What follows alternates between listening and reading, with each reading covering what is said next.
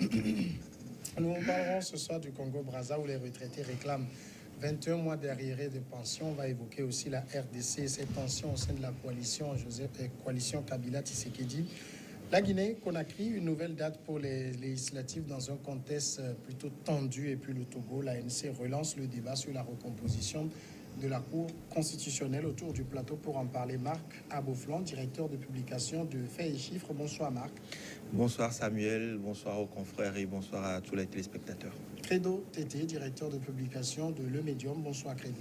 Bonsoir Samuel, bonsoir à tous sur le plateau et surtout à ceux qui nous suivent. Et Rodrigue Aego, correspondant de Radio Canal K Suisse au Togo. Bonsoir Rodrigue. Bonsoir Samuel, ravi de me retrouver au plateau avec mes confrères et bonsoir également à tous ceux qui nous suivent un peu partout dans le monde entier. Le Congo-Brazza, pour commencer, l'Union pour la défense des intérêts des retraités immatriculés à la caisse de retraite des fonctionnaires vient d'adresser une lettre ouverte au Premier ministre congolais Clément Mwamba. Ce courrier contient une série de revendications de plus de 26 000 retraités qui exigent notamment le paiement de 21 mois d'arriérés de pension cumulés depuis 2016. Dans une lettre ouverte à Clément Mwamba, les retraités rappellent au chef du gouvernement que la pension n'est pas une aumône, ni une bourse, ni un salaire, et lui demande de diligenter le règlement des arriérés de pension qui s'élève à 21 mois. Rodrigue Aego, 21 mois pour des retraités, c'est pénible. Il faut plutôt dire que c'est suicidaire. C'est suicidaire parce que déjà il faut... C'est le mot qui me venait que j'évitais. Mais c'est suicidaire parce que quand vous allez plus loin, vous fouillez, il y a quand même des gens qui sont malades, il y en a qui perdent la vie, tout simplement parce qu'ils n'ont pas le moyen. Il y en a à qui on a coupé l'électricité et que la compagnie qui distribue l'électricité aurait même emporté des compteurs par endroit. Donc, il y en a forcément des enfants qui ont leurs enfants qui ne peuvent plus exécuter leur habitude de vie convenablement. Il y a forcément une contrainte liée à un changement brusque d'habitude de vie à un niveau donné parce que 26 mois d'arriéré pour un retraité, en tout cas, ceux qui nous suivent et qui sont ici entre nos murs peuvent en savoir quelque chose. C'est assez pénible. C'est assez pénible parce qu'une fois, moi, j'avais mené une enquête autour de cette histoire de retraités, de cette histoire de pension de retraités. Figurez-vous qu'il y en a qui touchent jusqu'à 1800, jusqu'à 1500 par mois, oui, par mois. Et c'est assez pénible. Si il vous arrive de cumuler ça jusqu'à 26 mois, d'abord des difficultés pour payer le loyer, pour vous soigner et tout, c'est là je dis que c'est suicidaire. Et tout ça, ça découle de ce que je peux appeler manque de prévision en matière de gouvernance sur le continent africain. Parce qu'aujourd'hui, ailleurs, sous d'autres cieux, dans les pays développés, on parle beaucoup plus de la santé pour tous, on parle des allocations familiales, on donne beaucoup plus d'avantages à un niveau donné et on revoit même l'âge de départ à la retraite par endroit. Sous les tropiques, par exemple, c'est assez compliqué et tout ça découle de la façon dont on gère d'ailleurs les ressources du pays. On ne met pas de côté, on ne pratique pas la politique des fourmis, mettre de côté pour que lorsqu'il y a la rupture, qu'on arrive en saison de rupture, qu'on puisse essayer quand même de combler les trous. Donc c'est assez difficile, c'est une problématique qui nécessite des réflexions approfondies et ça interpelle à une gestion beaucoup plus saine des ressources que génèrent nos pays. La question, Marc Abouflan, des retraités même est une question assez complexe et compliquée dans beaucoup de pays d'Afrique. Beaucoup de pays d'Afrique n'ont pas adopté un modèle social efficace. Vous savez ce qui se passe avec les retraités, ce sont des retraités d'abord qui cotisent pendant qu'ils étaient actifs pour les retraités. Et aujourd'hui, ce sont les actifs qui cotisent pour la plupart des retraités. Et les caisses de prévoyance sociale, ce qu'on appelle au Togo, par exemple, la Caisse nationale de sécurité, dans beaucoup de pays, des caisses de prévoyance, qui sont censées en réalité récolter ces cotisations des travailleurs actifs, qui sont censés les investir, en prendre soin, et pouvoir, sur la base de ces cotisations-là, payer les pensions de ces fonctionnaires ont, dans beaucoup de pays, été mal gérés. Parce que comme c'est de l'argent qui venait à flot en masse, on oublie que derrière, il y a et des fois, c'est dans beaucoup d'années, dans 20 ans, dans 25 ans, une masse conséquente de retraités qui doivent vivre sur ces fonds-là. Et donc, à mon niveau, je pense que le problème est à deux niveaux. Donc, cette inefficacité du modèle social même que nous implantons dans un bon nombre de pays africains, première chose. Et le second problème, c'est la mauvaise gestion de ces institutions de prévoyance-là. Parce que si ces institutions de prévoyance étaient bien gérées, même si à un moment donné, les ressources propres, parce qu'il arrive aussi ça des fois, les ressources propres de l'institution ne suffisent pas pour couvrir les charges, elle peut faire une demande de crédit ou une demande à l'État pour qu'on puisse lui permettre de disposer d'assez de fonds pour prendre en charge ces retraités-là.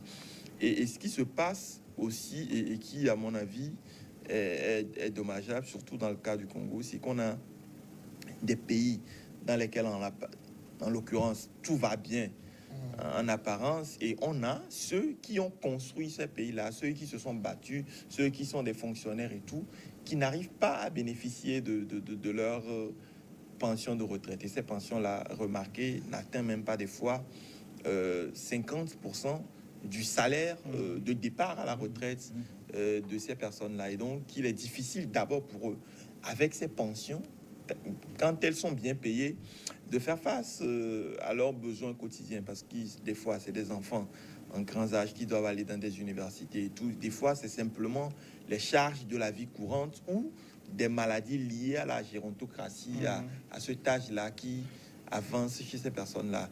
Et donc, si ces ressources-là, quand elles existent, sont insuffisantes, je comprends le désarroi de ces retraités congolais qui, 21 mois, c'est pratiquement 2 ans d'arriérés de pension. Je vois mal comment ces personnes-là, qui se sont à un moment donné battues pour construire l'État, pour construire, ou en tout cas pour construire l'administration aujourd'hui, se retrouvent sans presque rien. Je pense que le président de la République, qui a été saisi d'ailleurs, gagnerait à faire diligence pour soulager un tant soit peu le quotidien de ces retraités. D'ailleurs, il y a un témoignage assez, assez triste d'un des retraités qui dit « Ils sont venus me couper l'eau et les agents de la société de distribution d'eau ont emporté le compteur. J'ai pu avoir d'eau parce qu'il a plu. » C'est ce qu'un des retraités a dit.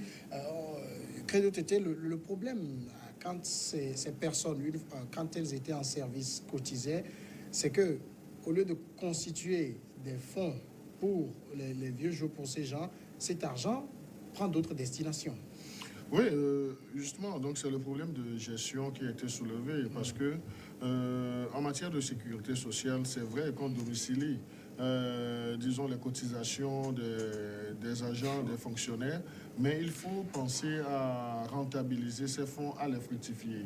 Dans d'autres pays, vous verrez que les caisses nationales de sécurité sociale investissent les cotisations des membres et puis créent. Je voudrais donner l'exemple du Togo parce que c'est ce que je connais le mieux. Donc, il y a des investissements dans l'immobilier même. Oui. Et cela permet, un tant soit peu, à la Caisse nationale de sécurité sociale d'avoir des réserves.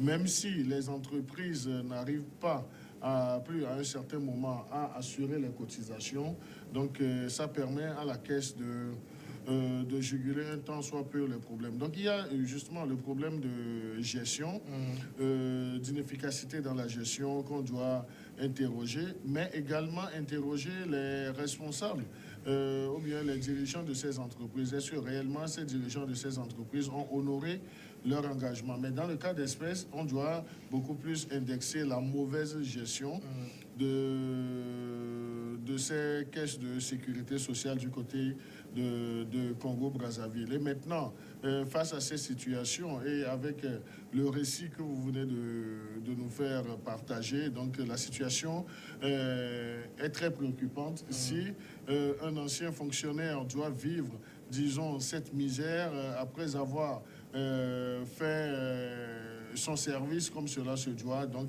c'est dire qu'il y a un problème même de gouvernance dans ce pays. Il faudrait rapidement y remédier. Mais c'est vrai, Rodrigue, qu'on est dans des pays où tout est prioritaire et les retraités ne sont pas la priorité des priorités. Non, je ne pense pas que c'est une question de retraité n'est pas priorité des priorités. Marc l'a développé tout à l'heure, et puis l'interview ou le témoignage au fond de cet article indique clairement que ce n'est pas de l'aumône. Et ils ne viennent pas commander, au fait. C'est pour eux. C'est un peu comme, par exemple, tu ouvres un compte épargne quelque part et que chaque fin du mois, tu mets, on fait des ponctions qu'on envoie là-bas. pour que lorsque tu ne seras plus en mesure de dégager l'énergie nécessaire pour travailler à la productivité de cette entreprise ou de cette société-là, donc ne pouvant plus avoir droit à un salaire, que ce qu'on a pu mettre de côté sur 15, 20, 30, 35 ans puisse te permettre de vivre. Parce que, vous savez, quand vous cumulez 30, 35 ans de service et que vous partez à la retraite, vous avez au maximum 10 à 15 ans de vie. Au maximum. Et puis ça dépend. Surtout si vous êtes enseignant, par exemple, vous avez, parce que les recherches ont prouvé que, à force même, et ces chercheurs, je les orienterai vers nous qui sommes journalistes également, parce qu'à force de trop parler, et oui, vous dégagez tellement d'énergie, ça les gens ne le voient pas. Écrire un article, vous réfléchissez, vous dépensez d'énergie, et il n'y a pas le retour assez conséquent qui vous permet par exemple de partir en congé, de prendre une retraite, faire reposer votre mémoire. Vous êtes assujetti à un rythme de travail de je ne sais quoi, de productivité d'émission de peut-être de plus de 8 heures, 10 heures par jour par exemple, et vous le faites sur l'année par exemple. Des fois bien plus. Oui, voire plus. Alors que, et si vous faites tout ça, et un jour maintenant on vous dit, ce que vous avez pu mettre de côté, tout ça là, vous avez espoir que lorsque je serai fatigué, ça va me servir. Écoutez, on vous dit, il n'y a pas d'argent. Moi, j'en vois tout le temps. Quand vous allez, par exemple, au niveau de la Banque Populaire, à la fin de chaque mois, vous voyez, par exemple, des gens qui marchent, des vieux, des vieillards, et à qui on tient la main, qui viennent, et on leur dit, on n'a pas encore positionné l'argent. Des fois, c'est des pleurs, des fois, et là, il faut encourager, féliciter ces agents-là, qui, des fois, arrivent à mettre la main dans leur propre poche pour payer le déplacement retour à ces pauvres-là, parce qu'on n'a pas positionné l'argent. Donc c'est une forte problématique aujourd'hui et il faut juste comprendre que ce que ces travailleurs-là mettent de côté, on doit pouvoir trouver un moyen de sécuriser ça et de les utiliser à bon escient. Parce que, figurez-vous, il y en a qui n'en bénéficient même pas. Moi, par exemple, mon père, il a travaillé sur les 35 ans, il est parti à la retraite. Et quand on a voulu engager cette procédure-là, j'ai été obligé de dire à mes frères, on abandonne. Parce qu'au finish, tu vas dépenser. Parce que là aussi, il y a une sorte d'animosité qui entoure la chose. On ne vous facilite pas la tâche. Ailleurs, dans d'autres pays, c'est assez automatique. Dès lors que vous avez le certificat de décès, ça facilite les choses. Mais ici, demandez, menez une petite enquête chez nous, vous allez comprendre que c'est une porte de calvaire qui s'ouvre aux enfants et c'est assez compliqué. Au-delà du Togo, c'est un problème qui est général à toute l'Afrique, même au pays aujourd'hui qu'on dit émergent. Je pense que la prévoyance sociale a toujours constitué un problème, dans ce sens que quand des gens cotisent, c'est de l'argent qui est disponible. Et des fois, on ne sait pas vraiment quoi faire avec ces dirigeants quand ils ne sont pas prévoyants, quand ils n'arrivent pas à avoir une vision sur le long terme, ne savent pas véritablement quoi faire avec cet argent. Et des fois, ils font des investissements, comme disait Credo tout à l'heure, mais des investissements dans des secteurs pas toujours porteurs, ou des investissements qui, des fois, sont à perte et qui sont ceux qui payent cette mauvaise gestion-là, ou ce mauvais choix d'investissement, ou ce mauvais choix de travail. Ce sont justement ces personnes-là qui ont cotisé et qui, à un moment donné, passent au troisième âge. Et je réinterroge le modèle social que nous avons aujourd'hui.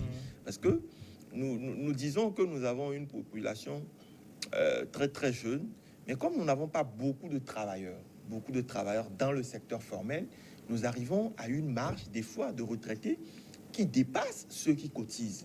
C'est aussi des réalités de la prévoyance sociale. Et je pense qu'il faut réinterroger ce modèle-là, parce que je comprends pourquoi au niveau des pays comme le nôtre, la Caisse nationale de sécurité, en tout cas les institutions de prévoyance sociale ne font pas diligence, surtout quand il y a décès des personnes, pour que les ayants droit puissent rentrer dans leurs droits. Parce que c'est difficile même. De la réflexion, nous marquons la première pause et on revient tout de suite après pour continuer.